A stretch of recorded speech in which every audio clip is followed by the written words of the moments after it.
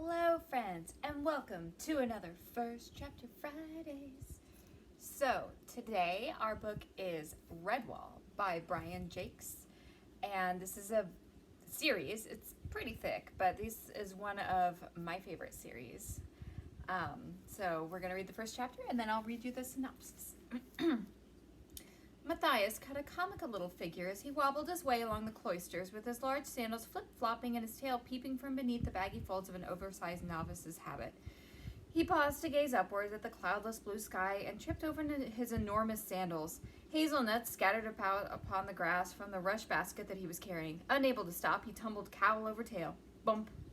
The young mouse squeaked in dismay. He rubbed tenderly at his damp snub nose while slowly taking stock of where he had landed. Directly at the feet of Abbot Mortimer. Immediately, Matthias scrambled about on all fours, hastily trying to stuff nuts back into the basket as he muttered clumsy apologies, avoiding the stern gaze of his elder. Sorry, Father Abbot, I tripped, you see, trod on my Father Abbot, oh dear, The Father Abbot blinked solemnly over the top of his glasses. Matthias again. What a young buffoon of a mouse. Only the other day he had singed old brother Methuselah's whiskers with lighting candles. The elder's stern expression softened. He watched the little novice rolling about on the grass, grappling with large armfuls of smooth hazelnuts which constantly seemed to escape his grasp.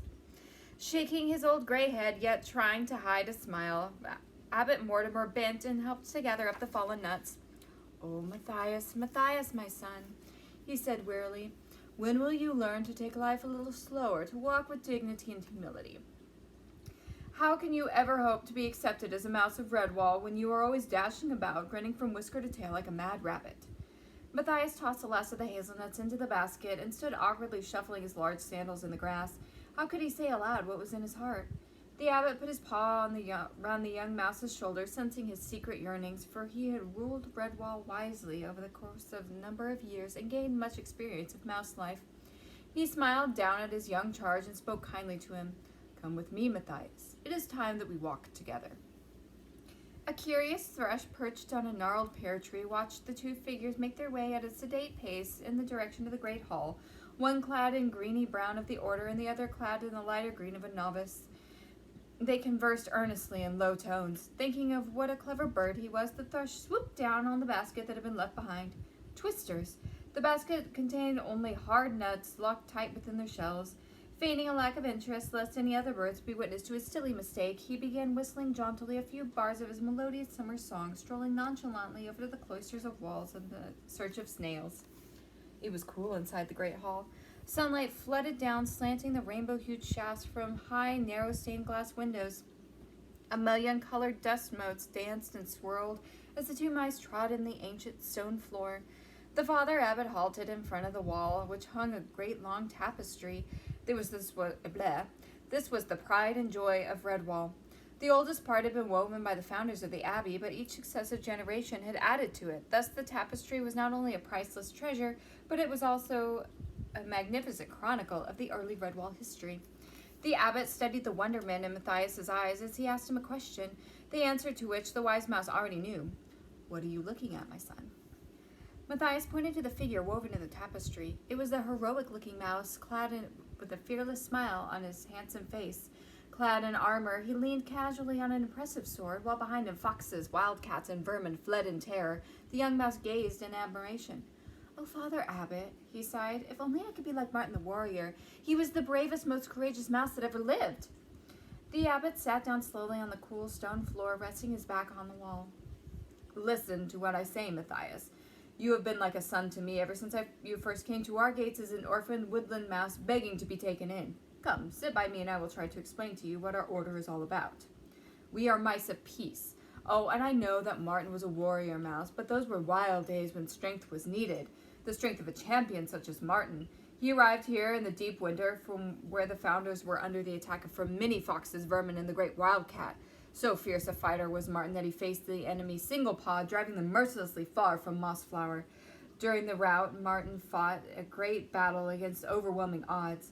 He emerged victorious after slaying the wildcat with his ancient sword, which became famous throughout the land.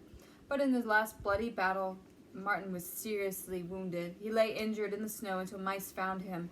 They brought him back to the abbey and cared for his hurts until he regained his strength. and then something seemed to come over him. He was transformed by what could only be called a mouse miracle.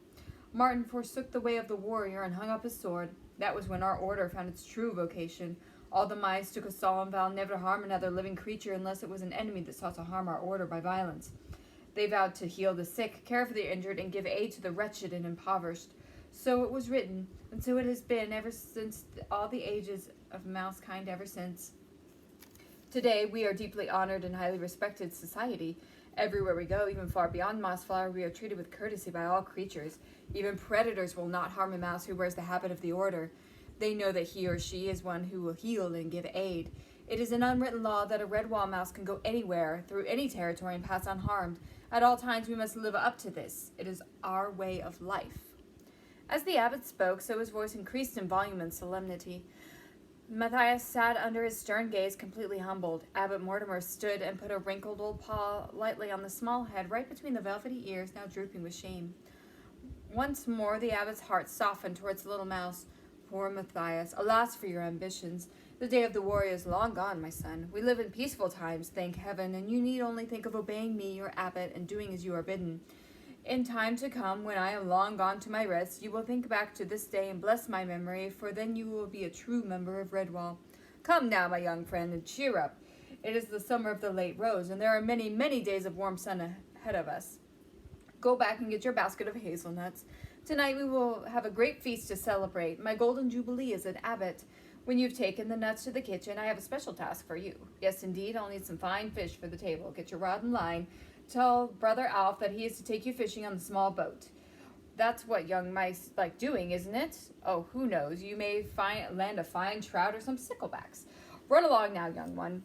Happiness filled Matthias from tail to whiskers as he bobbed a quick bow to his superior and shuffled off. Smiling benignly, the abbot watched him go. Little rascal, he must have a word with Almoner to see if some sandals could be found that were the right fit for Matthias. Small wonder that the poor mouse kept tripping up. All right. And before I read the synopsis, I want to point back here all of my Redwall books on that shelf. It is the summer of the late rose, but a sinister shadow has fallen across the ancient stone abbey of Redwall, even as the gentle mice of Mossflower Wood gather to celebrate a year of peace and abundance. For it is rumored that Clooney is coming. Clooney, the terrible one-eyed rat, and his battle-seasoned horde. Clooney, whose vow is to conquer Redwall Abbey. The woodland creatures rush to a desperate defense, but what can an abbey of peace-loving mice do against Clooney the Scourge and his army of rats? If only they had the sword of Martin the Warrior, they might have a chance of saving their beloved abbey. But the hiding place of the legendary sword has long been forgotten, even by the wise old mouse Methuselah, and it is his bumbling young apprentice Matthias who sets out to find the sword and who becomes the most unlikely hero. Teeming with riddles and mysteries, humor and pathos, Redwall is woven by a cast of rich and spirited characters into an unforgettable tapestry of high drama, a novel to be savored by readers of all ages. So if you are interested in Redwall and the entire Redwall series, I would recommend that you start with this one, and then after that, the series order actually does not matter that much. But I would start with this one because it gives a little bit of the backstory of Martin the Warrior. But it can be found in our fantasy section if you are interested in reading Redwall and the Adventures of Matthias the Mouse. All right, good guys.